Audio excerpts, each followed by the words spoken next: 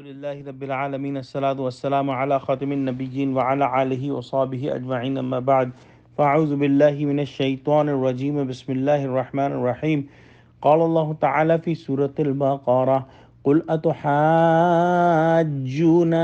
فی اللہ وہو ربنا وربکم ولنا اعمالنا ولکم اعمالکم وَنَحْنُ لَهُ مُخْلِصُونَ۔ ترجمہ: ان سے کہو کیا تم خدا کے بارے میں ہم سے جھگڑتے ہو حالانکہ وہی ہمارا اور تمہارا پروردگار ہے، اور ہم کو ہمارے اعمال کا بدلہ ملے گا اور تم کو تمہارے اعمال کا، اور ہم خاص اسی کی عبادت کرنے والے ہیں۔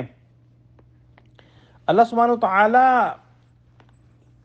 نے حضور صلی اللہ علیہ وسلم سے فرمایا کہ آپ جو ہے یہود و نصارہ سے کہہ دیجئے کہ جو تم لوگ اللہ کے دین کے بارے میں حجت بازی کرتے ہو اور جو کہتے ہو کہ اللہ کو دین پسند ہے وہ یہودیت یا نصرانیت ہے، یہ بات بالکل غلط ہے اور یہ تمہارا اپنا خیال ہے۔ اللہ سبحانہ وتعالی تو ہر چیز کو جاننے والے ہیں۔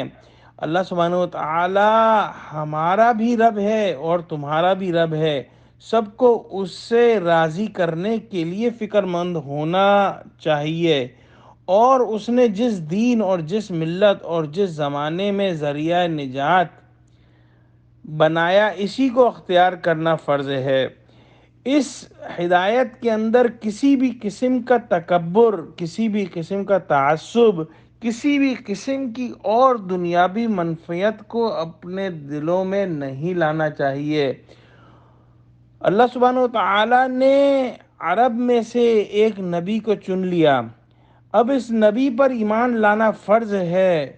اب اگر تم ایمان نہیں لاتے ہو اور ہم سے جھگڑتے ہو تو اس کے اندر تمہاری اپنی جو ہے وہ تکبر اور اپنی ہٹ دھرمی اور اپنی ضد اور اپنا تعصب ہے۔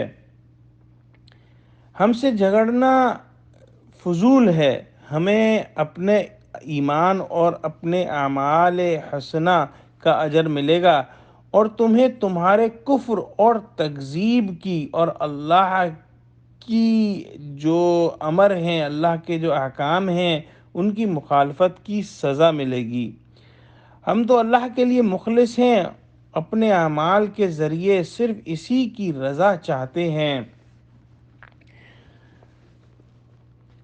ہم یہ پہلے دیکھ چکے ہیں کہ یہود اور نصارہ حضور صلی اللہ علیہ وسلم کو پہچان چکے تھے، حق کو پہچان چکے تھے، قرآن کو پہچان چکے تھے، لیکن انہوں نے اپنی دنیاوی منفعت اور اپنے تکبر اور اپنے تعصب اور اپنی ہٹ دھرمی کی وجہ سے آپ صلی اللہ علیہ وسلم کو جھٹلا دیا اور اسلام کو جھٹلا دیا، اور قرآن کو بھی انہوں نے اس وجہ سے جھٹلا دیا۔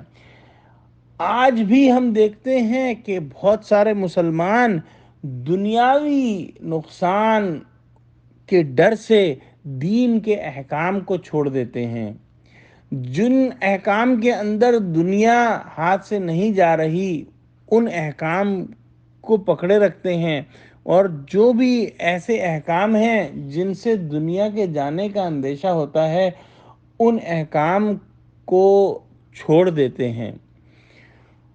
جبکہ مسلمان کو اللہ سبحانہ وتعالیٰ کے ہر حکم پر لبیک کہنے والا ہونا چاہیے، اور جیسے اس آیت کے اندر آخر میں اللہ سبحانہ وتعالیٰ نے فرمایا کہ وَنَحْنُ لَهُ مُخْلِصُونَ، کہ ہم خالص کرتے ہیں اپنی عبادت اللہ سبحانہ وتعالیٰ کے لیے۔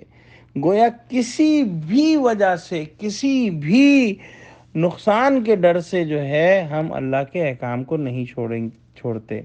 اللہ سبحانہ وتعالیٰ سے دعا کریں کہ اللہ سبحانہ وتعالیٰ ہم کو پورے کا پورا دین میں شامل فرما لے، ہم کو قرآن کا فہم عطا فرما اور ہم کو اپنا بندہ بنا لے۔